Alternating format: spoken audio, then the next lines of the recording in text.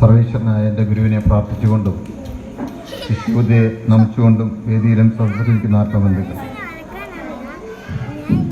ഒരു മഹാത്മാവിൻ്റെ ജന്മദിനം എന്തിനാണ് നമ്മൾ ആഘോഷിക്കണം ആദ്യം പഠിക്കണം. നമ്മുടെ സർവസ്വമായ ഗുരു നമ്മളെ പഠിപ്പിച്ചു തന്നിട്ടുണ്ട്, ഓരോ യുഗത്തിലും 5 ഗുരുക്കന്മാർ വരും. അവര് ആ യുഗത്തിന് വേണ്ട ധർമ്മം പറഞ്ഞത് അത് ദൈവനിശ്ചയമാണ്. അതിനെ ഉൾക്കൊള്ളാൻ 10% പേർക്കും പറ്റില്ല എന്നാണ് പറഞ്ഞത്. പക്ഷെ അവര് ആ ധർമ്മം നമുക്ക് പറഞ്ഞു തരും. പക്ഷേ ഗുരു പറയുന്നത്, ഇങ്ങനെയുള്ള ഗുരുക്കന്മാരെല്ലാവരും വന്നിട്ടും ഒരു മഹാഗുരുവിന് പറ്റിയ അബദ്ധത്തിന്റെ ഫലമായിട്ട് പിന്നീട് വന്ന ഒരു ഗുരുവിനും ഈ കർമ്മം പൂർത്തീകരിക്കാൻ പറ്റിയില്ല. അത് പറയുന്നത് ത്രിമൂർത്തി സമ്പ്രദായത്തിന്റെ അപ്പുറത്തേക്ക്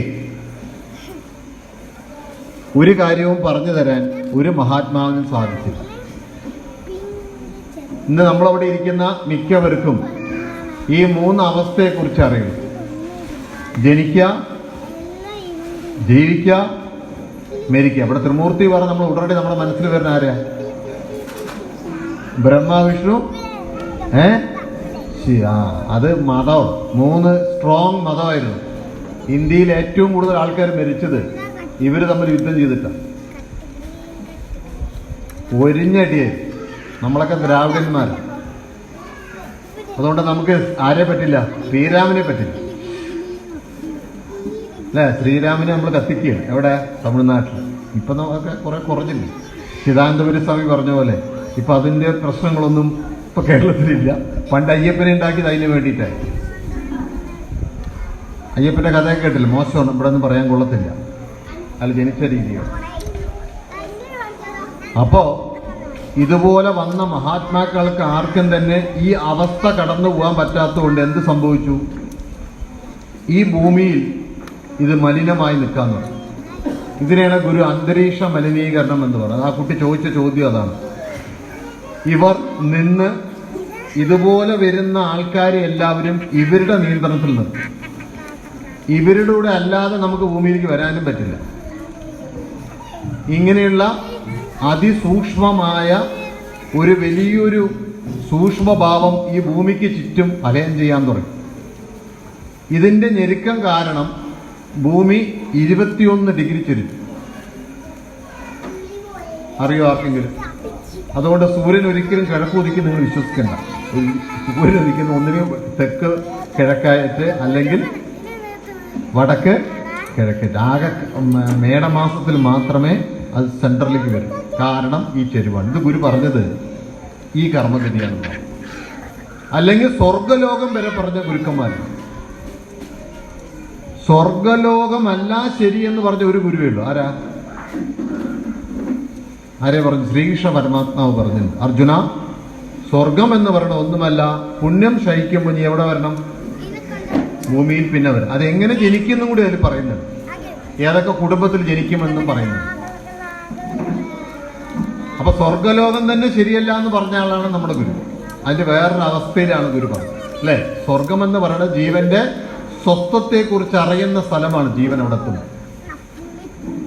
ഞാനൊരു മീറ്റിങ്ങിൽ പോയി സംസാരിച്ച് നിങ്ങളോട് ഞാൻ പറഞ്ഞു, സ്വർഗം ആളെ പറ്റിക്കുന്ന പരിപാടിയാണെന്ന് ഞാൻ പറഞ്ഞു. ഓർമ്മയുണ്ടോ? ഉണ്ടോ? ഇവിടെ ആർക്കെങ്കിലും ഓർമ്മയുണ്ട്? ഞാൻ പറഞ്ഞു തന്നു സ്വർഗം വെറും പറ്റിക്കലാണ്. ഇവിടുന്ന് പറഞ്ഞു. ഞാനൊരു സർവ്വമത സമ്മേളനത്തിന് പോയിരിക്കുകയാണ്. ഗുരുരത്ന സ്വാമി പോകേണ്ട മീറ്റിങ്ങിനാണ് ഞാൻ പോയത്. എല്ലാ മതക്കാരും അവിടെയുണ്ട്. അപ്പൊ എല്ലാ മതക്കാരുടെയും ലക്ഷ്യം എന്താ? സ്വർഗത്തിൽ പോവാണ്. ഹിന്ദു മതത്തിന്റെ സ്വർഗം നല്ല സുഖമാണ്, വെജിറ്റേറിയൻ അടിപൊളി ഫുഡാണ്. പിന്നെ അവിടെ ഡാൻസ് കളിക്കാൻ കുറെ ആൾക്കാരുണ്ട്. നിങ്ങൾ പറയുമ്പോൾ ഒരു ഡാൻസ് കളിച്ചു അല്ലേ? പിന്നെയോ അവിടെ ലുലു മാർക്കുണ്ട്. അതിന്റെ അവിടെ അല്ലേ? അതിന്റെ അവിടെ പോയിട്ട് നിങ്ങൾ വെറുതെ മനസ്സിൽ വിചാരിച്ച സാധനം വരുന്നതാണ്. കൽപ്പവൃക്ഷം ഇതൊക്കെയാണ് പറയുന്നത് അല്ലേ? ക്രിസ്ത്യൻസിന്റെ സ്വർഗവും നല്ല സ്വർഗമാണ്. അവിടെ നോൺ വെജിറ്റേറിയനാണ്, അടിപൊളി നോൺ വെജിറ്റേറിയൻ ആണ്. വൈനൊക്കെ കിട്ടും, അടിപൊളി വൈൻ കുടിക്കുക അല്ലേ? മാലാകമാരിങ്ങനെ നടക്കും, നമ്മളെ സേവനം ചെയ്യും. അടിപൊളിയാണ്. അടുത്തതാരാ? മുസ്ലിംസാണ്. അവിടെ സ്ത്രീകൾക്ക്, ആണുങ്ങൾക്ക് ഇഷ്ടം പോലെ സ്ത്രീകള്, പിന്നെ മദ്യം ഇങ്ങനെ ഒഴുകുക. ആണുങ്ങൾ എന്തെങ്കിലും ചോദിച്ചാൽ അറിയില്ല, പെണ്ണുങ്ങൾ എന്തെങ്കിലും ചോദിച്ചാൽ അതും അറിയില്ല. അതങ്ങനെ കിടക്കണം. സ്വർഗം എന്ന് പറഞ്ഞാൽ അതാണ് സ്വർഗം. അപ്പൊ ഞാൻ ചോദിച്ച ചോദ്യം ഇതേ ഉള്ളൂ. ആ മീറ്റിങ്ങിൽ സ്വർഗത്തിൽ പോകാൻ പ്രവേശിക്കാൻ മിനിമം ക്വാളിഫിക്കേഷൻ എന്താ? അല്ല, സ്വർഗത്തിലേക്ക് പ്രവേശിക്കണമെങ്കിൽ മിനിമം ക്വാളിഫിക്കേഷൻ എന്താ? സ്വർഗത്തിലേക്ക് പോകണമെങ്കിൽ മിനിമം ക്വാളിഫിക്കേഷൻ, ഏറ്റവും ചുരുങ്ങിയ യോഗ്യത എന്താ? മരിക്കണം. അല്ലാതെ നീ പറഞ്ഞ യോഗം മറ്റും നല്ല ജീവിതത്തിൽ കാര്യമൊന്നുമില്ല. ചാവാതെ ഒരാൾക്ക് അങ്ങോട്ട് പോകാൻ പറ്റും അല്ലേ? ഞാൻ പറഞ്ഞ അവിടെ മീറ്റിംഗ്, ചത്തു കഴിഞ്ഞാൽ ഈ പറയുന്ന ആൾക്കാരുടെയൊക്കെ ബോഡി എന്ത് ചെയ്യും? ഹിന്ദുക്കളുടെ ആണെങ്കിൽ ഇവിടെ കത്തിക്കും, ചിലവരുടെ കുഴിച്ചിടും, ചിലർ പക്ഷികൾക്ക് ഇട്ട് കൊടുക്കും, ചിലർ വെള്ളത്തിൽ കൊണ്ട് മുക്കും, ജലസമാധി അല്ലേ? മുസ്ലിം മതത്തിലാണെങ്കിൽ പാത്തി ഒഴുകും, അവര് കുഴിച്ചിടും. ക്രിസ്ത്യൻ മതത്തിലാണെങ്കിൽ അവരുടെ പള്ളിത്തച്ഛൻ വന്ന് കുഴിച്ചിടും. അപ്പൊ എല്ലാവരുടെയും ശരീരം എവിടെയാ? ഭൂമിയിലാണ്. ഈ ശരീരമില്ലാതെ ഞാൻ സ്വർഗത്തിലെത്തിയിട്ട് എനിക്ക് ആഹാരം വിളമ്പി വെച്ചാൽ ഞാൻ എന്തുകൊണ്ട് കഴിക്കും? എനിക്ക് വായില്ല, കൈയില്ല, കാലില്ല, ഇല്ലേ, കണ്ണില്ല, ഒന്നുമില്ല. ഞാൻ എങ്ങനെ കഴിക്കും? എന്റെ മുന്നിൽ സ്ത്രീകളൊന്ന് ഡാൻസ് കളിച്ചാൽ ഞാൻ എങ്ങനെ കാണും? അപ്പോ ഒരു പള്ളിത്തച്ഛൻ ചാടി എണീച്ചിട്ട് പറഞ്ഞു, സ്വാമിജി അവിടെ പോകുമ്പോൾ വേറൊരു ശരീരം തരും ദൈവം, ഇതൊക്കെ അനുഭവിക്കാൻ. ഞാൻ പറഞ്ഞു, പൊട്ടത്തരം പറയരുത്, ഇവിടെ ഈ തന്ന ശരീരം നന്നായി അനുഭവിക്കൂ, ഇത് സ്വർഗമാണ്. മനസ്സിലായ? ഇതുപോലത്തെ പൊട്ടത്തരങ്ങൾ പറഞ്ഞു തന്ന് പോയിട്ടുള്ള ഒരു 25 ചതുരകത്തിന്റെ മഹാത്മാക്കളുടെ കർമ്മഗതി ഈ അന്തരീക്ഷത്തിൽ കിടക്കുക. അതുകൊണ്ട് ഒരാൾ പോലും ഇതിൽ നിന്നും പുറത്തു കിടക്കാൻ പറ്റാത്ത കർമ്മഗതി വന്നപ്പോ ഈ മഹാത്മാക്കളുടെ ഒരു പ്രാർത്ഥന നടന്നു. എന്തിനു വേണ്ടിയിട്ടാ? ഈ കർമ്മഗതി മാറിക്കിട്ടാൻ വേണ്ടി പ്രാർത്ഥിച്ചു. ഇത് നിങ്ങൾക്ക് കാണാൻ പറ്റും. എവിടെ? ശാന്തിഗിരി പോയാൽ നിങ്ങൾക്ക് കാണാൻ പറ്റും. 25 ചതുരകങ്ങൾക്ക്, അല്ലെങ്കിൽ 10,25,00,000 വർഷം മുമ്പ് മുതൽ ചത്തുകെട്ട് നിൽക്കുന്ന ഈ ജീവാത്മാക്കൾക്ക് എന്തെങ്കിലും തരത്തിൽ രക്ഷപ്പെടുത്തി കൊടുക്കണേ എന്ന് പറഞ്ഞുകൊണ്ട് ദൈവത്തോട് പ്രാർത്ഥിക്കുന്ന ഒരു ചിഹ്നം ശാന്തിഗിരിയുടെ ഫ്രണ്ടിൽ കയറുന്നത് കാണും. എവിടെയാണത്? പ്രാർത്ഥനാലയത്തിന്റെ ഫ്രണ്ടിൽ ഇതുപോലെ കുംഭത്തിന്റെ ചുറ്റും അനേക കോടി മഹാത്മാക്കൾ നിന്ന് പ്രാർത്ഥിക്കുക. ഞാൻ ചോദിച്ചിട്ടുണ്ട്, ഇതെന്തിനാണ്? അങ്ങനെ പ്രാർത്ഥിച്ചതിന്റെ ഫലമായിട്ടാണ് ബ്രഹ്മം കാരുണ്യ സ്വരൂപനെ എന്ത് ചെയ്തു? ഈ ഭൂമിയിലേക്ക് സാധാരണക്കാരിലും സാധാരണക്കാരനായിട്ട് ആരും ശ്രദ്ധിക്കാത്തൊരു കുടുംബത്തിൽ, ആരും ശ്രദ്ധിക്കാത്തൊരു സ്ഥലത്ത് ദൈവം വന്ന് ജനിച്ചു അല്ലേ? അതിന്റെ വരവിനെ കുറിച്ചൊക്കെ പല മഹാത്മാക്കളും പറഞ്ഞിട്ടുണ്ട്. സത്യമാണ്. അങ്ങനെ ജനിച്ച സ്ഥലമാണ് എന്താണ്? ചന്ദുരു അല്ലേ? അങ്ങനെ ഈ ദൈവത്തിന്റെ നിശ്ചയപ്രകാരം ഗുരു പൂജാതിനായ ആ സമയത്തെ നമ്മൾ എന്ത് വിളിക്കുന്നു? നവപൂജിതം എന്ന് വിളിക്കുന്നു. എന്താണ് മോള് പറ? ഗുരുജിത്ത നവപൂജിതം പറഞ്ഞ എന്താണ്? ഇപ്പൊ ഞാൻ പറഞ്ഞു തന്നു. മോളുടെ കുഴപ്പമില്ല, മോളുടെ കുഴപ്പമില്ല. മോളുടെ മൃദുവും മോളെ ആരാധിച്ച് അവിടെ കിടന്ന് മോളെ വർക്കുകയാണ്. തെറ്റല്ല കേട്ടോ. ഈ ഇവിടെ ഇരിക്കുന്ന മിക്കവരും ഇത് ശ്രദ്ധിക്കുന്നില്ല. അവര് ആഹാരത്തിന്റെ ശ്രദ്ധയില്ല. ഞാനിപ്പോ നിർത്താൻ പോകും, പെട്ടെന്ന് നിർത്താം. അപ്പൊ നവപൂജിതം എന്ന് പറയുന്നതിന്റെ പ്രധാന കാര്യം, ഈ യുഗങ്ങളായി വന്നിട്ടുള്ള എത്രയോ മഹാത്മാക്കൾ, യേശു ആയിക്കോട്ടെ, അദ്ദേഹത്തിന് പറ്റിയ എന്താ? എന്തുകൊണ്ടാ കുരിശ് തറച്ച്? എന്തുകൊണ്ട് അദ്ദേഹത്തിനെ കുരിശ് തറച്ചു? അദ്ദേഹത്തിന്റെ ശിഷ്യനായ 35 വെള്ളിക്കാശിന് കൊടുത്തു എന്ന് നിങ്ങൾ പറയുന്ന വ്യക്തി പറയുന്നുണ്ട്. എന്റെ ഗുരുവിനെ നിങ്ങൾക്ക് കാണാൻ പോലും പറ്റില്ല, വേണമെങ്കിൽ ഞാൻ അദ്ദേഹത്തിനെ കെട്ടിപ്പിടിച്ച് ഉമ്മ വെച്ച് കാണിച്ചു തരാം, എന്നാലും നിനക്ക് തൊടാൻ പറ്റില്ല എന്ന് ആരാ പറഞ്ഞത്? ജൂദാസ് പറഞ്ഞു. പക്ഷേ അദ്ദേഹത്തിനെ പിടിക്കുകയും ജൂദാസ് അപ്പോഴാണ് ഞെട്ടുന്നത്, എന്റെ ഗുരുവിന് എന്ത് പറ്റി അല്ലേ? എത്രയോ ആയുധങ്ങൾ, ലോകത്തിലെ ഏറ്റവും വലിയ ആയുധങ്ങളെല്ലാം വളരെ സിമ്പിളായി തടുത്ത ആളാണ് ഗുരുവായ ശ്രീകൃഷ്ണ പരമാത്മാവ്. അദ്ദേഹം എങ്ങനെയാണ് മരിച്ചത്? ഒരു സാധാരണ അമ്പ്, നാഗാസ്ത്രം, മറ്റാസ്ത്രം മറച്ചത് എല്ലാം സിമ്പിളായി അവിടെ നിന്ന് അദ്ദേഹം മാറ്റിയതാണ്. നബി തിരുമേനിക്ക് ജീവിതത്തിൽ ഇതെല്ലാം കൊണ്ടെത്തിച്ചിട്ട് അവസാനം അദ്ദേഹം കരയാണ്. ഇതെന്താണപ്പാ ഞാൻ കാണുന്നത്? എന്നിട്ട് അദ്ദേഹം ആഹാരം കഴിക്കാതെ കിടന്നു എന്നാണ് അവസാന കാലങ്ങൾ. പക്ഷെ അതിനൊക്കെ പലരും പല രീതിയിൽ എഴുതിയ ആൾക്ക് അസുഖമായിരുന്നു, അതൊന്നുമല്ല. ഇങ്ങനെ എല്ലാ മഹാത്മാക്കളും, ശ്രീരാമനായിക്കോട്ടെ, മോസിസ് ആയിക്കോട്ടെ, ശ്രീനാരായണ ഗുരു ആയിക്കോട്ടെ, അദ്ദേഹത്തിന്റെ ഗുരുവിന്റെ ഗുരുവായ അയ്യാ വൈകുണ്ഠസ്വാമി ആയിക്കോട്ടെ. അയ്യാ വൈകുണ്ഠസ്വാമിനെ ആർക്കൊക്കെ അറിയോ? ആർക്കറിയുന്നല്ലേ? അദ്ദേഹം തമിഴ്നാട്ടിലാണ്. നിങ്ങളെല്ലാവരും കന്യാകുമാരിക്ക് പോകുമ്പോൾ ഈ ഉദയാസ്തമയം കാണാൻ നിൽക്കരുത്. അതിന് പകരം സ്വാമിത്തോപ്പ് കൊണ്ടൊരു സ്ഥലമുണ്ട്, അവിടെ പോകണം. അയ്യ വൈകുണ്ഠസ്വാമിയുടെ ആശ്രമമാണ്. ആദ്യമായി കണ്ണാടി പ്രതിഷ്ഠ ചെയ്ത ആരാ? അയ്യ വൈകുണ്ഠസ്വാമിയാണ്. ഇപ്പോഴും അതാണ്. ആദ്യമായി സമപന്തി ഭോജനം നടത്തിയതാരാ? അയ്യ വൈകുണ്ഠസ്വാമിയാണ്. സ്ത്രീകൾ വിധവ എന്നില്ല എന്ന് ആദ്യം പറഞ്ഞതാരാ? അയ്യ വൈകുണ്ഠസ്വാമി. സ്ത്രീകൾ ഇൻഡസ്ട്രിയിൽ കച്ചവടം ചെയ്യണമെന്ന് പറഞ്ഞതാരാ? അയ്യ വൈകുണ്ഠസ്വാമിയാണ്. അദ്ദേഹത്തിന് എന്ത് ചെയ്തു? സ്വാതിരുന്നാള് കെട്ടി വലിച്ചു കൊണ്ടുവന്നിട്ട് അയാളെ സിംഹക്കൂട്ടിലിട്ടു. സിംഹം തൊടുവോ? അതുകൊണ്ട് സ്വാതിരുന്നാൽ അവര് ഭയങ്കര ശത്രുക്കളാണ്. നമ്മളവരെ സർവമത സമ്മേളനത്തിലേക്ക് വിളിച്ചുകൊണ്ടുവന്നിട്ടുണ്ടായിരുന്നു. മനസ്സിലായ? നാടാർ സമുദായത്തിന്റെ ആളാക്കി മാറ്റി. അത് വേറൊരു ഗതികേട്. ഇപ്പൊ പോയാൽ നിങ്ങൾക്ക് ഫുഡ് ഫ്രീ ആണ് അവിടെ. ദിവസവും രാവിലെ അവർ ഭിക്ഷ എടുത്തിട്ട് ആശ്രമത്തിന്റെ കാര്യങ്ങൾ ചെയ്യുള്ളൂ. ഭിക്ഷ എടുക്കാൻ പോകുന്നത് ഓടിക്കാറിലാണ്, ഭിക്ഷ കൊടുക്കുന്നവനും ബെൻസ് കാറിലാണ്. ഒക്കെ കോടീശ്വരന്മാരാണ്. അയ്യ വൈകുണ്ഠസ്വാമി. അദ്ദേഹത്തിന്റെ ശിഷ്യനാണ് തൈക്കാട് അയ്യാസ്വാമി. അദ്ദേഹം തിരുവനന്തപുരത്തുണ്ട്. തൈക്കാട് അയ്യാസ്വാമിയുടെ അടുത്താണ് ആര് പോയത്? ശ്രീനാരായണ ഗുരു, ചട്ടമ്പിസ്വാമി. ഇവരെല്ലാവരും തോറ്റ്. ശങ്കരാചാര്യർ എവിടെ തോറ്റത്? അതാണ് ഗുരു ചോദിക്കുന്നത്. അറിയോ ശങ്കരാചാര്യ ചൊല്ലിയ കാര്യം? എനിക്ക് 3 അബദ്ധം പറ്റി. പറഞ്ഞു കേട്ടിട്ടുണ്ടോ? ഒന്നാമത്തെ അബദ്ധം, നിന്നെ നിർവചിക്കാൻ പറ്റാത്ത ദൈവമേ, നിന്നെ ഞാൻ പല ഗ്രന്ഥങ്ങളെയും നിർവചിച്ചു. ഞാൻ ചെയ്ത തെറ്റാണ്. ഈ കാണുന്ന പ്രപഞ്ചത്തിൽ നിൽക്കുന്ന എന്നെ അന്വേഷിച്ച് ഞാൻ പല തീർത്ഥയാടനം നടത്തി. അതെന്റെ അടുത്ത അബദ്ധമാണ്. 3, നീ ഈ അമ്പലത്തിൻ്റെ ഉള്ളിലായിരിക്കണമെന്ന് പറഞ്ഞ് ഞാൻ അനേക പ്രതിഷ്ഠകൾ ചെയ്തു. ഞാൻ ചെയ്ത 3ാമത്തെ തെറ്റാണ്. ത്രൈലോക്യം. ഈ 3 കാര്യത്തിനും എനിക്ക് എന്ത് തരണം? മാപ്പ് തരണം എന്ന് ആരാ പറഞ്ഞു? അവിടെയാണ് ശങ്കരാചാര്യ എന്നിട്ട് ചാടി ആത്മഹത്യ ചെയ്തു. ഇന്നും അവിടെ ഉണ്ട്. നിങ്ങൾക്ക് പോവാം. വ്യാസഗുഹ എന്ന് പറഞ്ഞ സ്ഥലമുണ്ട്. അവിടെ പോയാൽ നിങ്ങൾക്ക് ചാടി മരിക്കാം. നിങ്ങളുടെ പേര് അവിടെ രജിസ്റ്റർ ചെയ്തിട്ട് നിങ്ങളുടെ വീട്ടിലേക്ക് അഡ്രസ്സ് എന്ത് ചെയ്യും? നിങ്ങളുടെ ചടങ്ങൊക്കെ ചെയ്ത് അയച്ചു കൊടുക്കും. മോഹൻലാലിന്റെ സിനിമയിൽ അത് കാണിക്കുന്നുണ്ട്. ഗംഗേ എന്നൊക്കെ കൊണ്ടൊരു പാട്ടൊക്കെയുള്ള സിനിമ. അപ്പൊ ഇതുപോലെ വന്നിട്ടുള്ള സകല മഹാത്മാക്കളും ഈ കാണുന്ന മഹാഗതികേട് കാരണം അവർക്ക് പ്രവർത്തിക്കാൻ പറ്റിയിട്ടില്ല. പ്രവർത്തിച്ചാൽ കൊടുക്കും അല്ലേ? അപ്പം കൊണ്ടല്ല, ദൈവവാക്കുകൊണ്ടാണ് മനുഷ്യൻ ജീവിക്കുന്നതെന്ന് പറഞ്ഞ യേശു ക്രിസ്തുവിനെ പോലെ അത്ഭുതം കാണിപ്പിച്ചു. ആര്?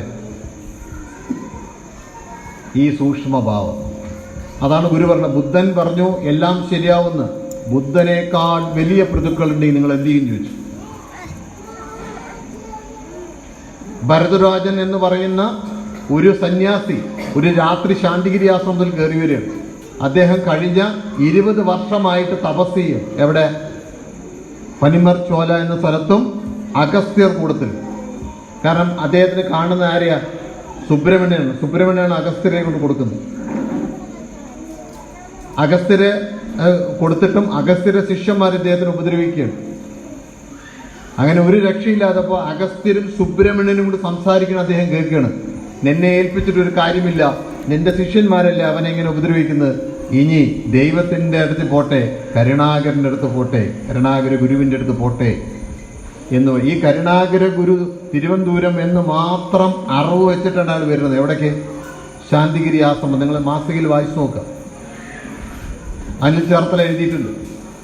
രാത്രി 1 മണിക്ക് അദ്ദേഹം വരികയാണ്. നമ്മുടെ ആശ്രമത്തിൻ്റെ അവിടെ എത്തുകയാണ്. അന്ന് അവിടെ ഡ്യൂട്ടിയിൽ നിൽക്കുന്ന ഹരിപ്പാട് ശശികണ്ഠനാണ്. അപ്പോൾ തമിഴ് സംസാരിക്കേണ്ടപ്പോൾ രവിയണ്ണനെ വിളിച്ചു വന്നു. കല്ലാറിന് നിൽക്കുന്ന രവിയാണ്, പശു നോക്കാൻ നിൽക്കുന്നുണ്ട്.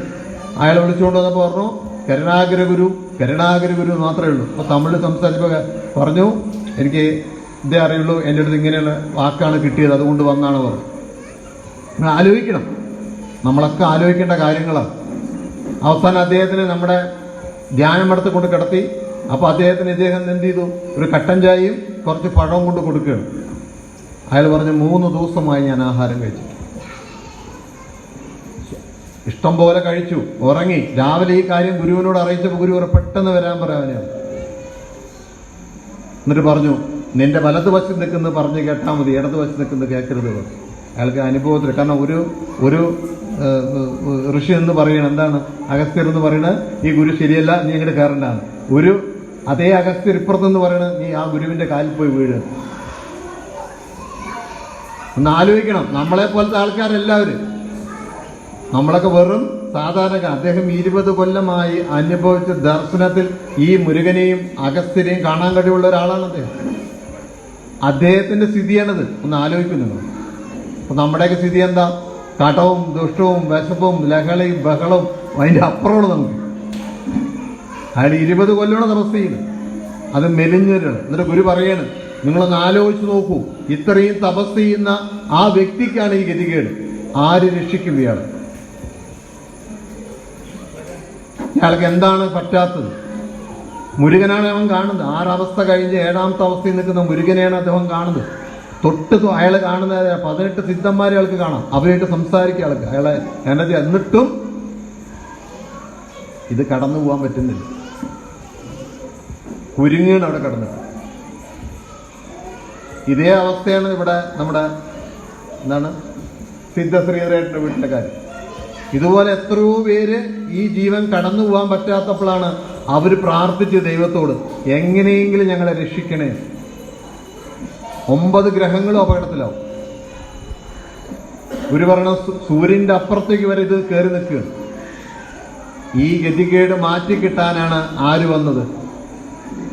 സർവസ്വമായ നമ്മുടെ ഗുരു ഈ ലോകത്ത് നമുക്ക് കാണുന്നത് പോലെ. പൂജാജനാവുക എന്ന് പറഞ്ഞ അർത്ഥം എന്താ? നമ്മുടെ പഞ്ചേന്ദ്രിയങ്ങൾ കൊണ്ട് നമ്മുടെ മുന്നിൽ പ്രത്യക്ഷപ്പെടുക, പൂജിതനാവുക, അനുഭവിക്കാൻ പറ്റുക, നമുക്ക് കാണാം. അത് നവമാണ്, പുതിയതാണ്. അങ്ങനെ ഗുരു ഈ ഭൂമിയിൽ ജനിച്ച ദിവസമാണ് 1927 സെപ്റ്റംബർ 1-ാം തീയതി.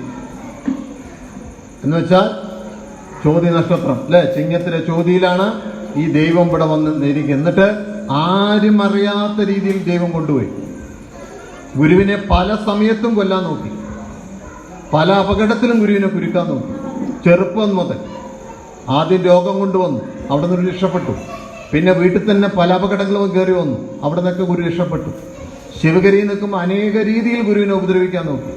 ഒരു പെൺകുട്ടി ഗുരുവിനെ വിശ്വസിച്ച് ഇറങ്ങി എന്ന് പറഞ്ഞ് ആ കുട്ടിയെ കൊന്നു. അത് ഗുരുവിന്റെ തലയിൽ വന്നു. കേസ് അന്വേഷിക്കാൻ വരുന്ന പോലീസുകാരൻ ഈ ലെറ്ററാണ് കാണിക്കുന്നത് ഗുരുവിന്. നമുക്ക് ഈ ലെറ്റർ എഴുതിയിരിക്കണം. അതുകൊണ്ട് എനിക്ക് എഴുത്തും വായന അറിയില്ല. അപ്പോഴാണ് എല്ലാവരും ലെറ്റർ ശരിയാണ്. കരുണാകരശാന്തിക്ക് എന്തറിയില്ല? എഴുത്തും വായന അറിയില്ല. എത്രയോ വലിയ വലിയ മഹാത്മാക്കളെല്ലാം ഗുരുവിന്റെ മുന്നിൽ വന്ന് ഈ വേദശാസ്ത്രങ്ങൾ അടിച്ചു തകർക്കുമ്പോൾ ഗുരു പറയും, നോക്കൂ, എനിക്ക് എഴുത്തും വായന അറിയില്ല, ഞാൻ പഠിച്ചിട്ടില്ല, എൻ്റെ കാര്യം ഇങ്ങനെ കാണാൻ പറ്റും, എനിക്ക് ഇന്നൊക്കെ കാണാം. അപ്പോൾ ആ വേദശാസ്ത്രികൾ പറയും, അയ്യോ അത് ഗ്രന്ഥത്തിൽ ഇങ്ങനെയാണല്ലോ പറഞ്ഞിരിക്കുന്നത്. അങ്ങനെയല്ല, അത് ഇങ്ങനെയും കൂടി നിങ്ങൾ അറിയണം. അവർ ഗുരുവിന്റെ കാലിൽ വീണിട്ടാ പിന്നെ പോവാം.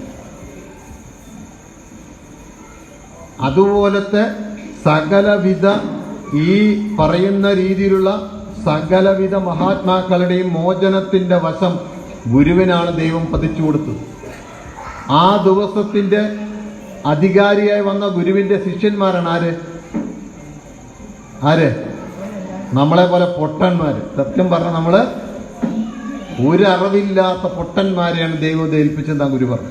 എന്നിട്ട് നിങ്ങളെ കൊണ്ട് ഈ പറയുന്ന ശ്രീകൃഷ്ണനെയും ഈ പറയുന്ന യാജ്ഞവൽക്കനെയും ഈ പറയുന്ന മഹാഗുരുക്കന്മാരെയും തിരുത്താൻ നിങ്ങളെ കൊണ്ടാണ് ദൈവം ജയിപ്പിക്കണമെന്ന് ഗുരു. അത് കണ്ട് ദൈവം സന്തോഷിക്കുക. അതുകൊണ്ടാണ് ഈ പരമ്പരയിൽ പ്രാർത്ഥിക്കുന്ന പലവരുടെയും മുന്നിൽ വന്ന് ആര് പ്രാർത്ഥിക്കുന്നത്? ഈ മഹാത്മാക്കൾ പ്രാർത്ഥിക്കുന്നു. ഞാൻ എൻ്റെ ഒരു അനുഭവം പറയാം. ഞാൻ നിങ്ങളോട് പറഞ്ഞു, എനിക്കറിയില്ല. പാലക്കാട്ടിലൊക്കെ ഒരു രീതിയുണ്ട്, നിങ്ങൾ അറിയോ? അവിടെ കൃഷി ചെയ്യുന്ന ആൾക്കാര് നെല്ലെല്ലാം കൊടുക്കുന്നത് എവിടേക്കാ? മില്ലിലേക്ക് കൊടുക്കും. മില്ലും നമ്മളും തമ്മിലൊരു ബന്ധം. വേണ്ട പൈസ നമുക്ക് എപ്പോൾ വേണമെങ്കിൽ മില്ലിൽ പോയി വാങ്ങാം. എന്നിട്ട് ഈ നെല്ലാവുമ്പോൾ നമ്മൾ എന്ത് ചെയ്യും? അവർക്ക് കൊടുക്കും. പൈസ വാങ്ങില്ല, വീണ്ടും ആവശ്യമുള്ളതൊക്കെയാണ്. അപ്പൊ കല്യാണം വേണമെങ്കിൽ 1.5 ലക്ഷം വേണമെങ്കിൽ തരും. കാരണം അത് കാലങ്ങളായിട്ട് അച്ഛനും അപ്പൂപ്പന്മാരുമായിട്ട് അവരായിട്ട് ബന്ധമാണ്. അങ്ങനെ നമ്മുടെ ഒരു വിശ്വാസി ഒരു ദിവസം രാവിലെ എണീച്ചപ്പോൾ മകന് ഒരു 500 രൂപ ഫീസ് അടയ്ക്കണം.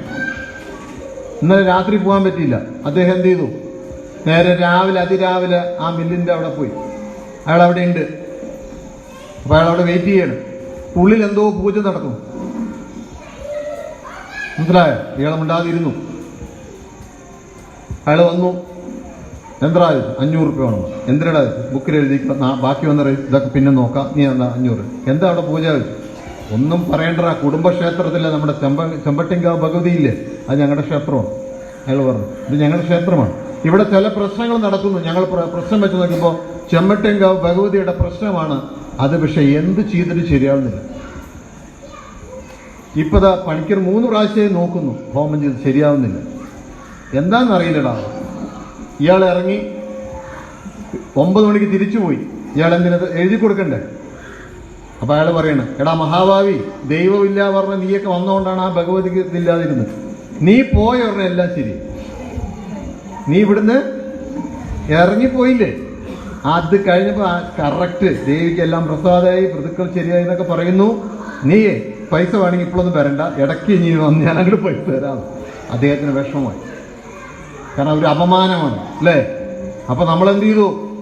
ഇത് ഗുരുവിനെ അറിയിച്ചു. 3-ാം തീയതി പ്രാർത്ഥനയ്ക്കാണോ വേറെ പ്രാർത്ഥനയ്ക്ക് പോയ സമയത്ത് ഗുരുവിനോട് ഈ കാര്യം പറഞ്ഞു. ഗുരുവെ ഇങ്ങനെ സംഭവിച്ചു.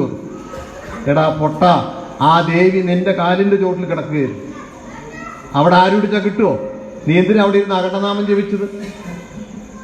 നീ അവിടെ ഇരുന്ന് അഖണ്ഡനാമം ജപിച്ചപ്പോ എന്ത് സംഭവിച്ചു? ആ ഭഗവതി നിന്റെ കാലിന്റെ അവിടെ വന്നിരിക്കുകയായിരുന്നു.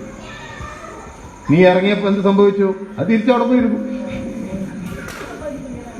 അത് ക്ലിയറായി. അപ്പൊ നിങ്ങൾ ശ്രദ്ധിച്ചോളെന്നാ ഗുരു പറഞ്ഞു. ഇതേപോലത്തെ മഹാക്ഷേത്രങ്ങളും ആരുകളും നമ്മൾ അഖണ്ഡനാമം ജപിക്കുമ്പോൾ എന്ത് സംഭവിക്കും? ഇവരൊക്കെ നിങ്ങളുടെ മുന്നിൽ ഒന്ന് യാചിക്കും, ഞങ്ങളെ ഒന്ന് രക്ഷിക്കണം, കലിയുഗത്തിൽ ഞങ്ങൾക്കൊരു ജന്മം കിട്ടണം. ഇതാണ് നവപൂജ്യത്തിന്റെ പ്രാധാന്യം. ഓരോ ഇതുപോലത്തെ പരമ്പരയും എവിടെ വരണം? നമ്മുടെ ഗുരുവിന്റെ പരമ്പരയിൽ വന്ന് വരണം. അങ്ങനെയുള്ള മഹാദൈവത്തിന്റെ നിശ്ചയമായ ദിവസമാണെന്ത്? നവപൂജിതം. അത് ഒരു കാലത്ത് ഗുരു പറഞ്ഞത് മഹാഗുരുക്കന്മാർ അവരുടെ മോചനത്തിന് വേണ്ടി വ്രതമെടുത്ത് പ്രാർത്ഥിക്കുന്ന ദിവസമാണ്. എന്ത്? ഇന്ന് വ്രതം പറഞ്ഞിട്ട് ഇവിടെ ഒറ്റ ആളില്ല. രാവിലെ ആരാധനയ്ക്കും ഒരു ഇതിലും വരില്ല. എന്താ കാരണം? നമ്മൾ പൊട്ടന്മാരാണ്. നമ്മൾ ന്യായപ്രമാണികളാണ്. വെറുതെ ന്യായങ്ങളാണ്. അപ്പൊ യേശു ക്രിസ്തുവിനെ പോലത്തെ വരും, കോടിക്കണക്കിന് വർഷം മുല്ലവരും നോക്കി തലയിൽ കൈവയ്ക്കണ്ട. വേടാ ഭാവികളെ, നിങ്ങൾ നിധിയുടെ മുകളിൽ നിന്ന് നിങ്ങൾ നിധി തപ്പുന്നവരായി പോയല്ലോ വിഡ്ഢികളെ. ഞങ്ങൾക്കിത് കിട്ടിയിരുന്നുവെങ്കിൽ. അതാണ് വിവേകാനന്ദ സ്വാമി നമ്മുടെ സ്വാത്തികേന്റെ അടുത്താണ് ആരത്തെ വന്ന് പറഞ്ഞ്, ജ്യോതിർമയ സ്വാമിയോടെ വന്ന് പറഞ്ഞ്, ഇതുപോലത്തെ ഒരു ഗുരുവിനെ എനിക്ക് കിട്ടിയിരുന്നെങ്കിൽ ഈ ലോകമെടുത്ത് ആ ഗുരുവിന്റെ കാലിൽ കൊണ്ട് കൊടുക്കുമായിരുന്നു എന്ന് പറഞ്ഞു. നമ്മളോ ഇതുപോലൊരു ഗുരുവിനെ കിട്ടിയിട്ടും നമ്മൾ ഒരു ലോകത്തിന്റെ കർമ്മത്തിൽ നമ്മളില്ല. ന്യായപ്രമാണത്തിന്റെ ന്യായപ്രമാണമാണ് നമ്മുടെ കയ്യിൽ. കാരണം നമുക്ക് ഗുരുവിനെ വിശ്വാസമില്ല, ഉറപ്പില്ല. പല കാര്യത്തിലും നമുക്ക് ഉറപ്പ് കുറവാണ്. അതാണ് ഗുരു നമ്മളെ പലപ്പോഴും നമ്മളോട് പറയുന്നത്, എടാ എന്റെ വലുപ്പം എനിക്ക് തന്നെ ആദ്യം അറിഞ്ഞിരുന്നില്ല. അത്രയും സംരക്ഷണത്തിലൂടെയാണ് ഗുരുവിനെ ദൈവം ഇവിടെ കൊണ്ടുവന്നത്. പല പ്രശ്നങ്ങളും വന്നപ്പോൾ നിങ്ങൾക്കറിയാം, ശാന്തിഗിരി ആശ്രമം തല്ലിപ്പൊളിക്കാൻ വേണ്ടി വന്നിട്ടുണ്ട് ആൾക്കാർ. ഒരു സ്ത്രീ കെഞ്ചിപ്പെട്ട സമയത്ത് അനങ്ങിയോ ഗുരു? അനങ്ങിയില്ല.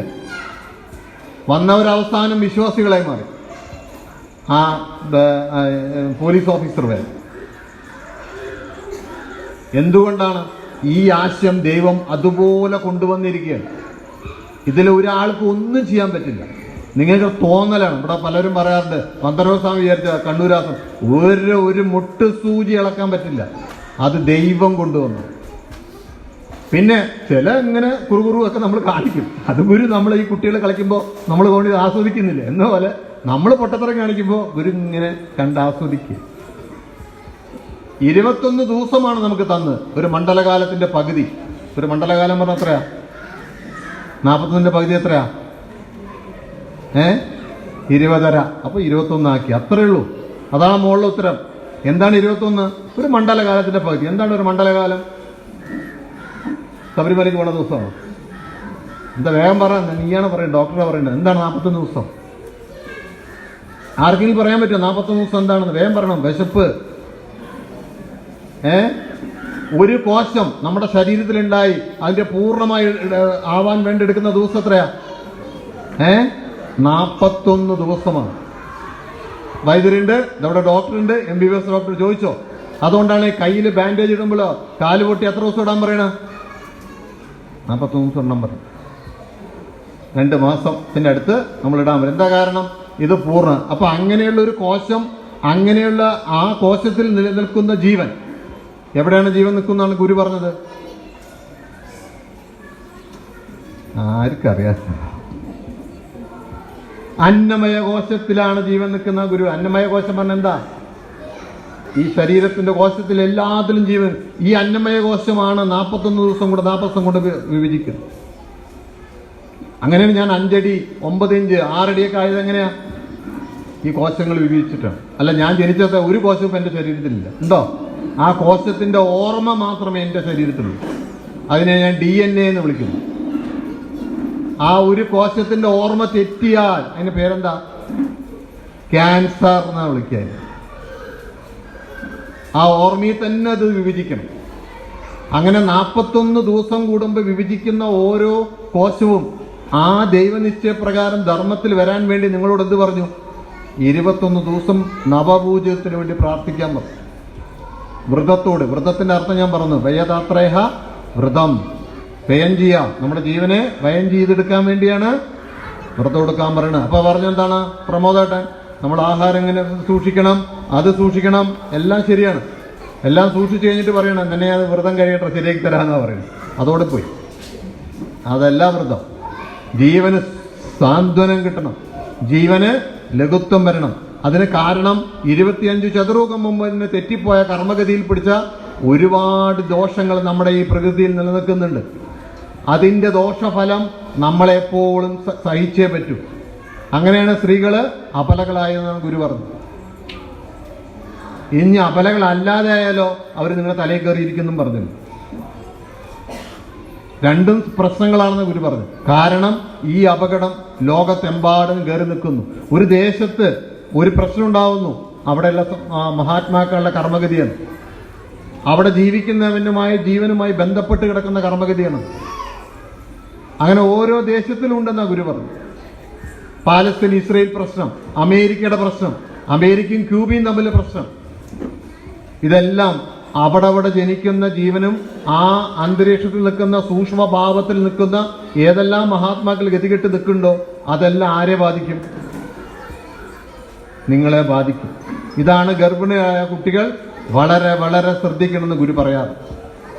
നിങ്ങളുടെ മക്കളെ വളർത്തുമ്പോഴും നിങ്ങൾ ശ്രദ്ധിച്ചില്ലെങ്കിൽ അവന്റെ ജീവന്റെ വാസനയിൽ ഇവൻ കയറി വരും.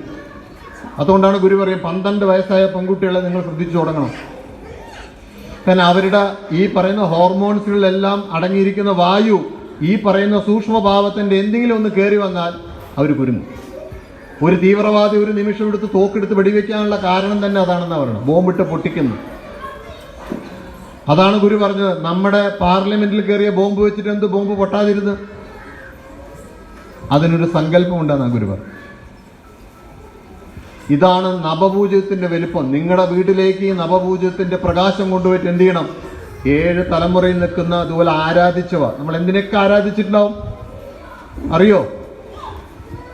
എന്താണ് ആരാധന ചോദിച്ചാൽ നമ്മുടെ പേരുകൾ കേട്ടാൽ നമ്മൾ അന്തം വിടും. മച്ചുലോട്ട് ഭഗവതി, മുത്തപ്പൻ, അല്ലേ, ഗുളികൻ, കാരികൻ, ഇതൊക്കെ അദ്ദേഹം പറഞ്ഞുതരും. ഞാനൊരിക്കൽ ഒരു സത്സംഗത്തിന് പോയിരുന്നു ഇവിടെ ചിറയൻകീഴിൽ. അപ്പൊ ഇതുപോലത്തെ ഒരു അമ്മ, ഇതാ ഇരിക്കണ അമ്മയില്ല, വെള്ളയും വെള്ളയിട്ട് നിൽക്കണ ഇതുപോലത്തെ ഒരു അമ്മ ഒരു പേപ്പറും കൊണ്ടുവന്നു. അതിന്റെ അടിയില് മഹേശൻ കൊണ്ടൊരാൾ ഒപ്പിട്ടിട്ടുണ്ട്, നിങ്ങളുടെ ഗുരുവിന് വേണ്ടിയിട്ടുണ്ട്. എന്താ അറിയോ? അവരുടെ ഗുരുപൂജ കഴിഞ്ഞിട്ട് അവരുടെ കുടുംബത്തിൽ നിന്ന് മാറ്റിയിട്ടുള്ള ദേവീദേവന്മാരുടെ പേരാണ് അതിൽ എഴുതിയിരിക്കുന്നത്. മഹേശന്റെ പേരിൽ ശാന്തിഗിരിയുടെ ലെറ്റർ പാഡ്. ഞാനും ഗുരുനന്ദ സ്വാമിയും കണ്ടിരുന്നു. ഞങ്ങളൊക്കെ അത് എടുത്തു വെക്കാം, റിസർച്ചിന് വേണ്ടി മാറ്റിവെക്കണം പറഞ്ഞാണ്. എത്രയാണ് എഴുതിയിരിക്കുന്നത്? കറക്കം കുറുക്കം ചെറക്കം പറക്കം പലകം പലകം ജീവന്റെ മറ്റേത് ഇത് ഇത് ഇത് ഇത് ഇത് ഭൈരവൻ ഗൈരവഞ്ചാരോ ഇതിന്റെയൊക്കെ എടുത്ത് മാറ്റിയിരിക്കും. എന്നിട്ട് ആ പേരൊക്കെ കൊടുത്തിട്ട് അത് കൊണ്ടുപോയിട്ട് അയാള് ഏതോ ഒരു ജ്യോതിഷന്റെ പേര് എഴുതിയിട്ടുണ്ട് അവിടെ, വലിയൊരു ജ്യോതിഷൻ. അയാൾ പറഞ്ഞു ഇതെല്ലാം സത്യമാണ്, ഇതെല്ലാം ഒഴിഞ്ഞു പോയിട്ടുണ്ട്. ഒന്ന് ആലോചിച്ച് നോക്കൂ. ഇതേപോലത്തെ എന്തെല്ലാം കാര്യങ്ങളാണ് ഗുരു നമുക്ക് മാറ്റിത്തരുന്നത്. നിങ്ങൾ ഒരു പ്രാവശ്യം ഈ സ്റ്റെപ്പ് കയറുമ്പോൾ നിങ്ങൾക്ക് അറിയില്ല നിങ്ങളുടെ സൂക്ഷ്മത്തിൽ എത്രയോ പ്രതിക്കളെ ഗുരു മാറ്റുന്നുണ്ട്. നിങ്ങൾ ഈ സത്സംഗത്തിന് വന്നിരിക്കുന്നതിനേക്കാൾ കൂടുതൽ ആൾക്കാർ ഈ സൂക്ഷ്മത്തിൽ ആര് വന്നിരിക്കേണ്ടത് ഗുരുവിനെ കുറിച്ച് അറിയാം. എന്താണ് നവപൂജിതം? ആ കുട്ടിയെ ചോദിപ്പിച്ചത് അവളല്ല. എന്താണ് ഗുരുവരവിന്റെ ഉദ്ദേശം? ഗുരു വരുമ്പോ തന്നെ അത് സൂക്ഷ്മത്തിൽ തീർക്കാൻ വേണ്ടി കാത്തു നിൽക്കുന്നതുകൊണ്ടാണ് ഗുരുവിന്റെ മുന്നിൽ ആര് കയറുന്നെന്ന്. ഗുരുവിന്റെ മുന്നിൽ ആരാ കയറുന്നെന്ന്? ആരാ നിന്ന്? രാജേട്ടൻ അറിയോ ആരാ നിന്ന്? ശ്രീകൃഷ്ണ പരമാത്മാവ് കയറുന്നു. അപ്പൊ നോക്കുമ്പോ എല്ലാവരും കാണുന്ന ആരെയാ? അപ്പൊ അവര് ഇത് പണ്ടേ നമ്മൾ തീർത്ത ആളാണ്. പക്ഷെ അതിന്റെ പിന്നിൽ ആരുണ്ട്? ബ്രഹ്മമുണ്ടായിരുന്നു എന്നുള്ള കാര്യം ഈ സൂക്ഷ്മത്തിന് അറിഞ്ഞില്ല. അങ്ങനെയാണ് ഗുരുവിനോട് ചോദിച്ചു, അങ്ങ് എന്തിനാണ് ചന്ദുരൂര് വന്ന് ജനിച്ചത്? അപ്പൊ ഗുരു വളരെ സിമ്പിളായിട്ട് ചിരിച്ചുകൊണ്ട് പറഞ്ഞു, എടാ ചില ആൾക്കാരൊന്നും അങ്ങോട്ട് നോക്കില്ല. എന്താ കാരണം? ഭയങ്കര നാറ്റവും പ്രശ്നങ്ങളൊക്കെ ഉള്ള സ്ഥലമാണ്. അവിടേക്ക് ആര് നോക്കില്ല? ആര് നോക്കില്ല? ഈ സൂക്ഷ്മ നോക്കിയില്ല.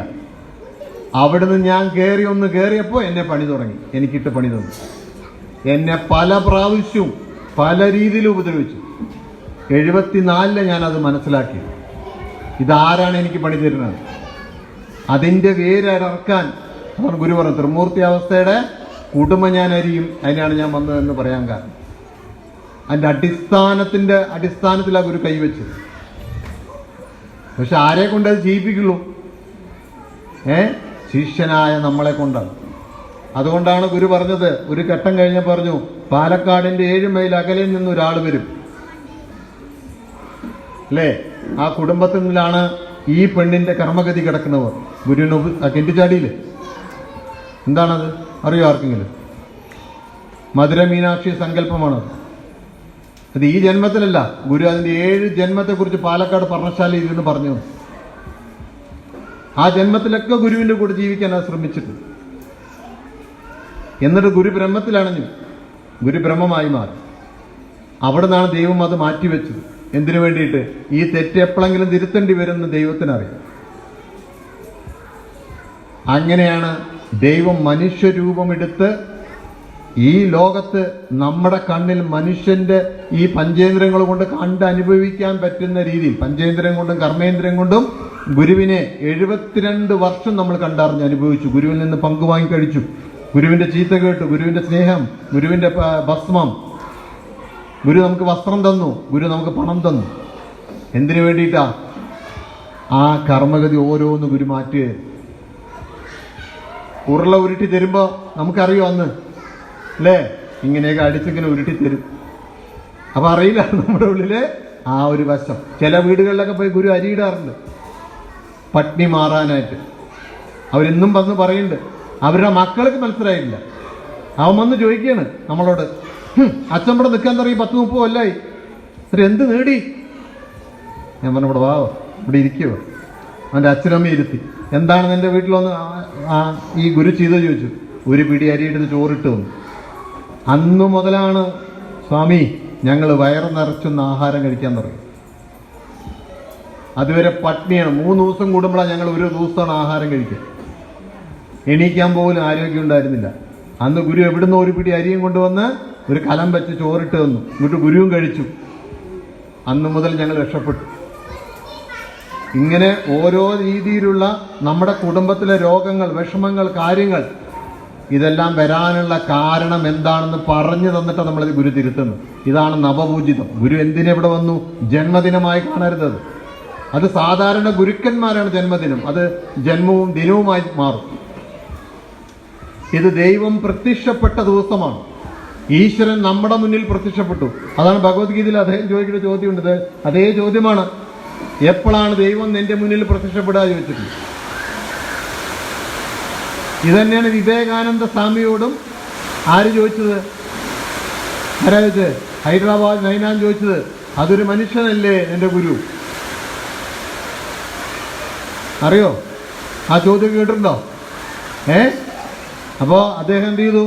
ഒരു വൃത്തിനെ വിളിച്ചിട്ട് പറഞ്ഞിട്ടാ, ഇതാ ഈ ഫോട്ടോ എടുത്ത് താഴെയിട്ട് ചവിട്ട് പറഞ്ഞു. ആരുടെ? ആ രാജാവിൻ്റെ അച്ഛൻ്റെ ഫോട്ടോ ആണത്. അപ്പോൾ വൃത്യൻ പറഞ്ഞു, അങ്ങ് എന്നെ കൊല്ലാനുള്ള പരിപാടി ചെയ്യരുത്. ഇതൊരു ഫോട്ടോ അല്ലേ, ഇതിലെന്താ ഉള്ളത്? വേറൊരു ഛായാചിത്രം, ഇതിന് ചവിട്ടുക പറഞ്ഞു.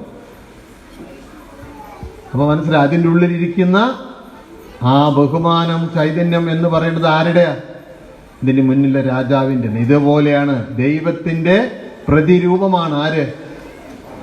ഗുരുക്കന്മാർ. അവരെ ഒരിക്കലും മനുഷ്യനായി കാണുന്നതാണ് ആരുടെ കുഴപ്പം? ആരുടെ കുഴപ്പം? നമ്മുടെ കുഴപ്പം. നമ്മളെപ്പോഴും ഗുരുവിനെ എങ്ങനെ കണ്ടത്? ആ മനുഷ്യൻ മാത്രമല്ല, ഹിന്ദു മതത്തിന്റെ ആളായിട്ടും കാണുന്നു. അതാണ് നിങ്ങളുടെ കുഴപ്പം. അതാണ് ആ കുട്ടി ഇത്രയും ചോദ്യങ്ങൾ ചോദിച്ചത് അല്ലേ? മരിച്ച പോലെയുണ്ടോ? അച്ഛൻ്റെ അനിയൻ്റെ ഏട്ടൻ്റെ മകൻ്റെ തൊട്ട വീട്ടിൽ മറ്റവർ പ്രസവിച്ചു, എനിക്ക് പോലെയുണ്ടോ? അതുണ്ടോ? ചന്ദ്രി കൊളുത്താൻ പാടോ? വിളക്ക് ഇങ്ങനെ വെക്കാൻ പാടോ? എണ്ണ ഒഴിക്കാൻ പാടോ? വസ്ത്രം ഇട്ട് അങ്ങോട്ട് കയറാൻ പാടോ? ഇങ്ങോട്ട് ഇറങ്ങാൻ പാടോ? എന്താ കാരണം? എന്താ അതിന് കാരണം? നിങ്ങൾ ഹിന്ദു മതത്തിന്റെ ആളാണ്. ഒരു ഇസ്ലാമിന്റെ മുഹമ്മദ് മുനീർ എന്നോട് ചോദിച്ചിട്ടില്ല ഇന്ന് വരെ. നിങ്ങൾ തിരിച്ചു മറിച്ചു, ചത്ത തെക്കോട്ട് കാല വെക്കണോ, കിഴക്കോട്ട് കിടത്തി വെക്കണോ, അങ്ങനെ ചെയ്യണോ, ഇങ്ങനെ ചെയ്യണോ? എന്റെ ഇവിടെ ഒന്ന് പ്രാർത്ഥിക്കാൻ പറഞ്ഞാൽ അതും ചെയ്യില്ല. ആ ചത്താൾക്ക് വേണ്ടി ഇവിടെ ഒന്ന് പ്രാർത്ഥിച്ചുകൂടി? അത് ചെയ്തിട്ടില്ല ആരും. അതാണ് നവോചിതം അല്ലേ? എന്റെ പൃഥു ഈ ശരീരം വിട്ടുപോയ നിമിഷം ഞാൻ എന്ത് ചെയ്യണം? അതൊരു മണ്ഡലം കിടക്കണം. ഒരു മണ്ഡലം കിടക്കണമെങ്കിൽ 41 ദിവസം എടുക്കും ഒരു ജീവൻ. ശേഷിയില്ലാത്ത ജീവനാണെങ്കിലോ 41 സെന്റിമീറ്റർ പൊങ്ങില്ല എന്ന് ഗുരു പറഞ്ഞു. അവിടെ കിടക്കും അത്. അപ്പൊ ഈ ഒരു മണ്ഡലം പറഞ്ഞാൽ ഭൂമിയുടെ മണ്ഡലത്തിൽ തന്നെ 6 ഉണ്ട്. അത് കഴിഞ്ഞ് ചന്ദ്രമണ്ഡലം, അത് കഴിഞ്ഞ് സൂര്യമണ്ഡലം, എന്നിട്ട് ഈ സൗരയൂഥം കടക്കാൻ പറ്റുള്ളൂ. സൗരയൂഥം കഴിഞ്ഞാൽ എന്തുള്ളൂ? സൗരയൂഥം കഴിയുമ്പോൾ അടുത്തെന്താ? മിൽക്കി വേ. അത് കിടക്കണു ദശലക്ഷം. ആ മണ്ഡലം കിടക്കണേ, അത് നക്ഷത്രത്തിന്റെ ഏരിയയാണ്. അത് കിടക്കാൻ പറ്റുമോ? രാശി കിടക്കാൻ പറ്റുമോ? ഇതൊക്കെ കടക്കുമ്പോഴാണ് അടുത്തത് വരുന്നത് അല്ലേ? ഇങ്ങനെ സൗരയൂഥം പ്രപഞ്ചത്തോളെത്തും. നമ്മൾ പ്രപഞ്ചത്തിന്റെ അപ്പുറം കിടക്കാൻ പറ്റുമോ? പറ്റില്ല. കാരണം എന്താ? പ്രപഞ്ചം പ്രകാശത്തിന്റെ ഇരട്ടി വേഗത്തിലെ യാത്ര ചെയ്യും. പോട്ടെ, അതൊക്കെ നമ്മൾ ചിന്തിച്ചു കഴിഞ്ഞാൽ നമ്മുടെ കാര്യം പോക്കാണ്. എന്നിട്ടാണ് നമ്മൾ ചോദിക്കുന്നത്, എവിടെ നിങ്ങളുടെ ഗുരു? എന്തുകൊണ്ട് എനിക്കെന്ത് സംഭവിച്ചു? വേദന വരുന്നു. എന്തുകൊണ്ടാണ് വേദന വരുന്നത്? വേദന വരുമെന്ന് ഗുരു പറഞ്ഞു. എന്തുകൊണ്ടാണ്? വാസനയാണ് അതിന് കാരണം. ജന്മജന്മാന്തരങ്ങളായ നിങ്ങളുടെ ജീവന്റെ വാസനയാണ് നിങ്ങളുടെ ദുഃഖത്തിന് കാരണമെന്ന് ആരാ പറഞ്ഞെന്ന്? ഗുരു പറയും. ഒരു ഗുരുവാണിയുണ്ട് ഗുരുവിന്റെ. ഞാൻ അതിവിടെ ആ ഇതുമായി ബന്ധപ്പെട്ടാണ്. വാസന വിടാൻ മനസ്സില്ല. വാസനയിലെ ജാതിയുണ്ട്, മതമുണ്ട്, അത് വിടാൻ മനസ്സില്ല. എന്നാൽ സത്യത്തോട് യോജിക്കാതിരിക്കാനും വയ്യ, എന്നാൽ ഗുരുവിനെ വിടാനും വയ്യ. ഇതാണ് നിങ്ങളുടെ വേദന എന്നാ ഗുരു പറഞ്ഞു. 1974 ഗുരുവാണി ഞാൻ ഈ വായിച്ചു. ഇതാണ് ഗുരുവിന്റെ ജന്മ ഉദ്ദേശം. ഗുരു എന്തിന് ഈ ഭൂമിയിൽ വന്നു? ചതുർഗങ്ങളായിട്ടുള്ള ഈ ഗതികേട് നിങ്ങൾക്ക് തൊടാൻ പറ്റില്ല എന്ന് ഗുരു പറഞ്ഞു. അവരെ ഒന്നും നോക്കിയാൽ നിങ്ങളുടെ പണി തീരും. അതാണ് യേശുക്രിസ്തു കുരിശിൽ കൊണ്ട് അദ്ദേഹം ആദ്യ അത്ഭുതങ്ങളൊന്നും കാണിച്ചില്ല. കാണിച്ചോ? അനങ്ങിയില്ല അദ്ദേഹം. പക്ഷേ എന്ത് സംഭവിച്ചു? കാനായിൽ കല്യാണം വന്നപ്പോ ഒരു അബദ്ധം ചെയ്തു പോയി. അവിടെ നിന്ന് നോക്കിയപ്പോൾ നല്ല സുഖം, ആൾക്കാർ വരുന്നു, ആൾക്കാർ ഇഷ്ടം പോലെ വരുന്നു അത്ഭുതങ്ങൾ കാണിക്കുമ്പോൾ. അപ്പോൾ കുറേ അത്ഭുതങ്ങൾ വന്നു. ഗുരുവിനോടും ഇതുപോലെ ചോദിച്ചു അന്നത്തെ ആൾക്കാർ, ഗുരുവിന് അത്ഭുതം കാണിച്ചുകൂടെ? ഗുരു 2 എണ്ണം കാണിച്ചിട്ട് പറഞ്ഞു, ബ്രഹ്മം പറഞ്ഞു നമ്മുടെ വഴിയല്ല. അയ്യാ വൈകുണ്ഠസ്വാമിയും ആരോട് പറഞ്ഞു? തൈക്കാട് അയ്യാ സ്വാമിയോട്, സിദ്ധി വേണ്ട, അത്ഭുതം വേണ്ട. അതുകൊണ്ടാണ് ഈ പ്രതിഷ്ഠ ചെയ്യുമ്പോൾ, നമ്മുടെ പ്രതിഷ്ഠ ചെയ്യുമ്പോൾ ഇതുപോലത്തെ ഗുരുപരമ്പരകളെല്ലാം വന്ന് ഏതിലൊന്നണഞ്ഞത്? ആ പ്രതിഷ്ഠയിൽ ഒന്നണഞ്ഞു. കാരണം അത്ഭുതം കാണിച്ചവരൊക്കെ പെട്ടു. ആരൊക്കെ അത്ഭുതം കാണിച്ചിട്ടുണ്ടോ അവരൊക്കെ കുടുങ്ങി. അപ്പോ പറഞ്ഞു, ഒരാൾ മാത്രമായി മാറി നിൽക്കുന്ന ആരാണ്? സൂക്ഷ്മത്തിൽ ഇസ്ലാം മതത്തിന്റെ നബി തിരുമേനി. എന്താ കാരണം? അദ്ദേഹം ഒരിക്കലും അത്ഭുതം കാണിച്ചിട്ടില്ല. പക്ഷെ അദ്ദേഹത്തിനെ പറ്റിയ അബദ്ധം എന്താ?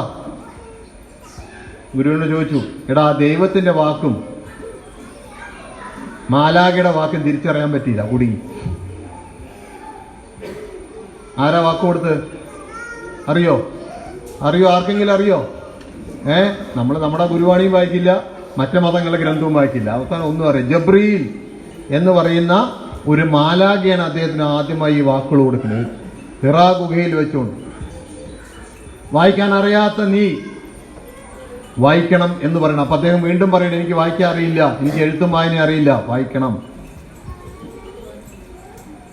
നീ ദൈവനാമത്തിൽ വായിക്കണം എന്നാ പറഞ്ഞു. അവസാനം ഇദ്ദേഹത്തിന് രണ്ടിന്റെയും പ്രശ്നം അറിഞ്ഞിട്ട് ഇതിനിടയിൽ കൂടെ എത്തിയപ്പോഴാണ്, ലാസ്റ്റ് ആയപ്പോഴാണ് മനസ്സിലായത് ഉലകം ഭരിക്കുന്നത് ജിന്നുക്കളാണെന്ന് അദ്ദേഹം പറയാൻ കാരണം. ഇതുപോലെ നമുക്കുണ്ട്.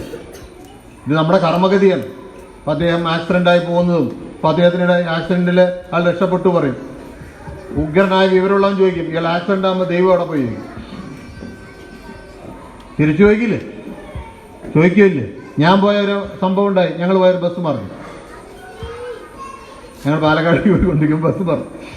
അപ്പൊ ആ ബസ്സിനുള്ളിൽ ഒരാൾ പറഞ്ഞു, സംസം വെള്ളമുള്ളതുകൊണ്ടാണ് ഒന്ന് എനിക്ക് സംഭവിക്കാതിരുന്നത്, ആർക്കും സംഭവിച്ചില്ല. വേറെ ആൾ പറഞ്ഞു, അവിടെ കാടാമ്പുഴ ഭഗവതിയുടെ പായസം എൻ്റെ കയ്യിലുണ്ടായിരുന്നു, അതുകൊണ്ടാണ് സംഭവിക്കാതിരുന്നത്. വേറെ ആൾ പറഞ്ഞു, എൻ്റെ കയ്യിൽ ഇതാ വെഞ്ചരിച്ച ഇതുണ്ട്, ഏത് കുരിശ്, അതുകൊണ്ടാണ്. അപ്പൊ അതിനുള്ള കമ്മ്യൂണിസ്റ്റുകാരുണ്ട്, നല്ല വിവരമുള്ളത്. ആ മൂന്നെണ്ണത്തിന് ഇങ്ങോട്ട് വിളിക്കടാ ആ ദൈവത്തിന്റെ ആൾക്കാരെ. എന്തിനാ വെച്ചു? ഈ വണ്ടി മറിയുമ്പോൾ ഈ 3 പേര് എവിടെ പോയടാ? കൊടുക്കടാടി, ഈ വണ്ടി മറിച്ചിട്ട് ഇവരല്ലേ അല്ലേ? അതാണ് ബുദ്ധിയുള്ളവരുടെ ചോദ്യം. അതല്ല അവിടെ ദൈവം ഗുരു നമ്മളെ പഠിപ്പിച്ചത്. വരും വരായകളെല്ലാം നമുക്ക് പറഞ്ഞു തന്നില്ല. നിനക്ക് എന്ത് വരും നേരത്തെ പറഞ്ഞു തന്നില്ല. നിനക്ക് എന്തെല്ലാം പ്രശ്നങ്ങൾ നിന്റെ കുടുംബത്തിന് വരും ഗുരു നമ്മളെ പഠിപ്പിച്ചിട്ടുണ്ട്. നിന്റെ മക്കൾക്ക് എന്തുകൊണ്ട് പഠിക്കാൻ പറ്റുന്നില്ല ഗുരു പഠിപ്പിച്ചു തന്നിട്ടുണ്ട്. നീ ഓരോരുത്തരും കാണിക്കുന്ന സ്വഭാവം അത് ഗുരു പഠിപ്പിച്ചു തന്നിട്ടുണ്ട്. അതിന്റെ കാര്യകാരണത്തോടെ പഠിപ്പിച്ചു തന്നിട്ടുണ്ട്. എന്തായാലും 3 മണി കഴിഞ്ഞു, ഞാൻ അധികം സംസാരിക്കില്ല. ഞാൻ അടുത്ത ആഴ്ച നവോഹത്തിന്റെ ബാക്കി കാര്യങ്ങൾ ഞാൻ പറഞ്ഞുതരാം. പോരെ? ഒരു സംശയം ഉണ്ടോ?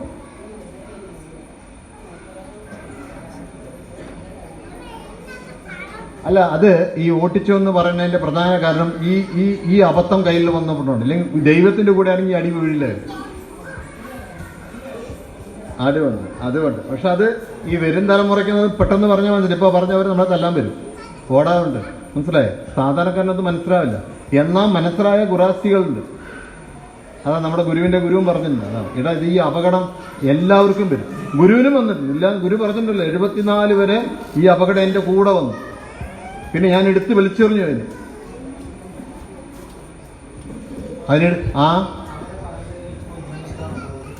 അതെ, ചോദിക്കാനുണ്ടോ? അവരെന്തെങ്കിലും സമാധാനത്തോടെ ജീവിക്കുന്ന രാജ്യമുണ്ടോ? അവരെടുത്ത് പറഞ്ഞ അടി കിട്ടെ. ഇതിപ്പോ തന്നെ ഞാൻ യൂട്യൂബിലൂടെ അടി വരും. അവർക്കറിയില്ല. അതുകൊണ്ടല്ല അവരോട് ചോദിച്ചല്ലോ, രാജ്യമാണോ നിങ്ങളുടെ മതമാണോ വലുത്? ആര് പറഞ്ഞു ഞങ്ങൾക്ക് മതമാണ്, രാജ്യം ഇല്ലെങ്കിൽ പോയി പുള്ളി നോക്കി പറഞ്ഞു. അതുകൊണ്ടാണ് ഇത്രയും പേര് പട്ടിണിയുടെ ചാവുമ്പോൾ അവർ പറഞ്ഞെന്താ? ഇസ്രയേലിന്റെ മിസൈൽ വരുമ്പോൾ അവർ പറഞ്ഞെന്താ? സ്വർഗത്തിൽ പോയി ഞങ്ങൾ. ചത്തന്ത് പട്ടിണിയുടെ അറിവുകേടാണത്. മതമൊന്നും അദ്ദേഹം ഉണ്ടാക്കിയിട്ടതല്ല, അതൊക്കെ അതിന് ശേഷം ഉണ്ടായതാണ്. അദ്ദേഹം ഒന്നും ഉണ്ടാക്കിയില്ല. അദ്ദേഹം ഇത് കണ്ടോർന്ന് അദ്ദേഹത്തിന് മനസ്സിലായി ഇത് അപകടമാണ്, ഇത് കയ്യിൽ നിന്ന് പോയി. അപ്പൊ അതുകൊണ്ട് നിങ്ങൾ എല്ലാവരും മനസ്സിലാക്കണം, ഈ പ്രപഞ്ചത്തിൽ ഇതുപോലെ അതിസൂക്ഷ്മമായി നിൽക്കുന്ന അതിഗംഭീരന്മാരായ ആൾക്കാരുണ്ട്. അവർ ഗുരു പറഞ്ഞു, ഒരു നിമിഷം വേണമെങ്കിൽ അവർക്ക് സൂര്യനെ മറയ്ക്കാൻ സാധിക്കും. കാരണം സൂര്യന്റെ അപ്പുറത്ത് പ്രകാശമുള്ളവനുണ്ട് അല്ലേ? ഗുരു ചോദിച്ചു, 27 നക്ഷത്രം നിങ്ങളുടെ അറിവിലുള്ളൂ അല്ലേ? ഇപ്പൊ എത്ര ഉണ്ട്? കോടിക്കണക്കിന്. ഇതിനെ നാസ കണ്ടിട്ടാ പറഞ്ഞത് മിൽക്കി വേ ആണ് പറഞ്ഞത്. ഇതിന്റെ കൂടെ കടക്കാൻ ആർക്കും പറ്റില്ല. ഈ നക്ഷത്രകൂടങ്ങളുടെ ഇടയിൽ കൂടെ അപ്പുറത്ത് പോകാൻ പറ്റില്ല. അതാണ് ഗുരു പറഞ്ഞു, സാധ്യമല്ല. ഇതെല്ലാം കഴിഞ്ഞ് പ്രപഞ്ചം കഴിയുമ്പോഴാണ് ബ്രഹ്മം സ്ഥാനം വരുന്നത്. ഒന്ന് ആലോചിച്ച് നോക്കോ. ഇവിടേക്ക് നിങ്ങളെ കൊണ്ടുപോകാനാണ് ഗുരു മനുഷ്യരൂപം എടുത്ത്, നമ്മളെപ്പോലെ ശരീരമെടുത്ത്, നമ്മളെപ്പോലെ പട്ടിണി കിടന്ന് വസ്ത്രത്തിനും ഭക്ഷണത്തിനും ഒക്കെ ബുദ്ധിമുട്ടിയത് നമ്മുടെ കൂടെ നിന്നിട്ടാണ്. അപ്പം എൻ്റെ ചോദ്യം അതായിരുന്നു, ഗുരു എന്തിന് പട്ടിണി കിടന്നു? ഗുരുവിനെങ്ങനെ അസുഖം വന്നു? ഗുരുവിനെങ്ങനെ കടം വന്നു?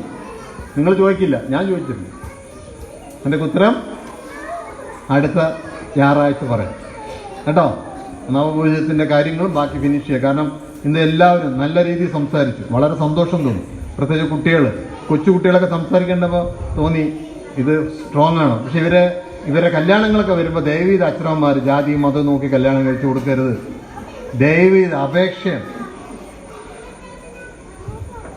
കഴിഞ്ഞ ഇന്നലെ വന്നൊരു അമ്മ കരഞ്ഞിട്ടുണ്ടായിരുന്നു എന്നോട് വന്ന്. അവർ ഹൈദരാബാദിൽ നിന്ന് വന്ന അന്നൊന്നും ഉറപ്പ് പറയാൻ ഞങ്ങൾക്ക് ആരും ഉണ്ടായിരുന്നില്ല. പിന്നെ ഇപ്പോഴാണ് ഞങ്ങൾ ആശ്രമത്തിൽ വരുന്നത്. അപ്പോഴേക്കും ഞങ്ങളുടെ വയസ്സ് 50 കഴിഞ്ഞു. അതുകൊണ്ട് ഗുരുവിൻ്റെ ജന്മോദ്ദേശം നമ്മളെ പൂർണ്ണമായി, ഇദ്ദേഹം പറഞ്ഞില്ല മോചനം അല്ല, എന്താ മുക്തി, എന്താണ് പറഞ്ഞത്? മുക്തി എന്ന് പറഞ്ഞതിൻ്റെ അർത്ഥം എന്താ അറിയോ? ഈ ജീവന്റെ ഓർമ്മ മാറിയ എല്ലാ ജീവനും ഒരു കോൺഷ്യസ് ഉണ്ട്. കോൺഷ്യസ് ഇതിന് മലയാളത്തിൽ പറയാം ബോധം. ഈ ബോധമാറ്റം വരണം. പൂർണ്ണമായി ബോധമാറ്റത്തിനെയാണ് മോചനം എന്ന് പറയുന്നത്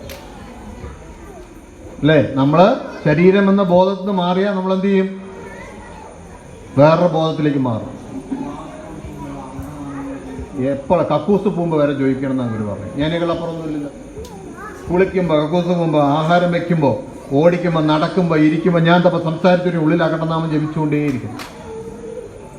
അകടനാമം ജപിക്കാൻ പറ്റാത്ത ഒറ്റ സമയമില്ലാന്ന് ചത്താ പോലും നമ്മൾ ജപിക്കണം. നമ്മളവിടെ സൂക്ഷ്മൊന്നും ജപിക്കും.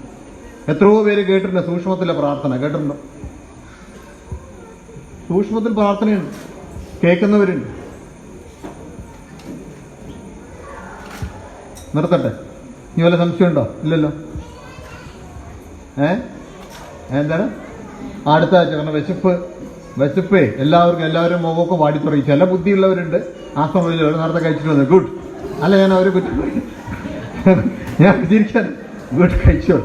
കാരണം നമുക്ക് അത് ഓരോ ജീവന്റെയാണ്. കാരണം നമുക്ക് ഭക്ഷണമാണ് ആദ്യം അല്ലേ? ചിലവർക്ക് അതില്ല. കാരണം ഈ എന്താണ് ശ്രീരാമ പരമഹംസൻ ഒരു കൽക്കണ്ട കൊടുത്തിട്ട് വിവേകാനന്ദ സ്വാമിയുടെ വായിലിട്ട് കൊടുത്തിട്ട് കാര്യങ്ങൾ പറയാൻ പറയുമ്പോൾ കൽക്കണ്ടത്തിൽ ഒരു തുപ്പല് പോലും വന്നില്ല എന്നാണ്. കാരണം എന്താ?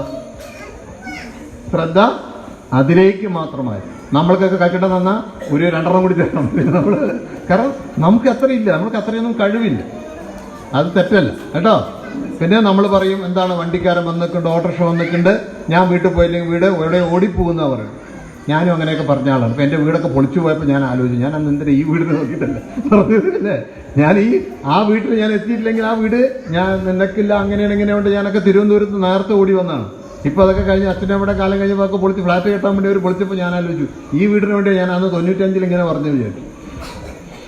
അപ്പോൾ ഒന്നുമില്ല. നമ്മളീ കാണുന്നതൊക്കെ വെറും വിഡ്ഢിത്തരമാണ്. നമുക്ക് ആവശ്യം ഇനി ഭൂമിയിൽ എന്ത് വരാൻ പാടില്ല? വരാൻ പാടില്ല. നമ്മൾ ജനിമൃതി ഹരണം കരുണാകരജയ കേട്ടോ. അപ്പോൾ ആ സമയത്താണ് നമ്മൾ ചോദിക്കുന്നത് സ്വർണത്തിന് വില കയറിയോ, മക്കളൊക്കെ അത് കൊടുക്കില്ല. നമ്മുടെ ചിന്താഗതിയിൽ ആ വാസന മാറിയിട്ട് ഈ ഇദ്ദേഹം ചോദിച്ച പോലെ ബോധമില്ലാതെ ആവണം. ഏത് ബോധം? ശരീരമെന്ന ബോധമില്ലാതാവുന്നതാണ് മോചനം അല്ലേ? അങ്ങനെ 5 ബോധം മാറിയിട്ടാണ് ആരായത് നമ്മൾ അറിയോ? അത് മെഡിക്കൽ സയൻസാണ്. അവൾ ചോദിച്ചാൽ പറഞ്ഞു തരും. ഒരു മനുഷ്യൻ എങ്ങനെ ജനിക്കണമെന്ന് വെച്ചാൽ 5 പ്രാവശ്യം ബോധം പോകണം. പൂർണ്ണമായി ബോധം പോരില്ലെങ്കിൽ നമ്മുടെ ഗർഭപാത്രത്തിൽ നമ്മൾ തീർത്തിട്ടുണ്ടോ? മനസ്സിലായോ? ആ ബോധമാറ്റം ഓരോ സ്ഥലത്തും നടന്നിട്ടുണ്ട്. ഞാൻ പിന്നെ പറഞ്ഞു. എന്തായാലും എൻ്റെ വാക്കുകൾ ഗുരുവായൂർ സമർപ്പിക്കുന്നു. സദ്ഗുരുവേശ്വരൻ.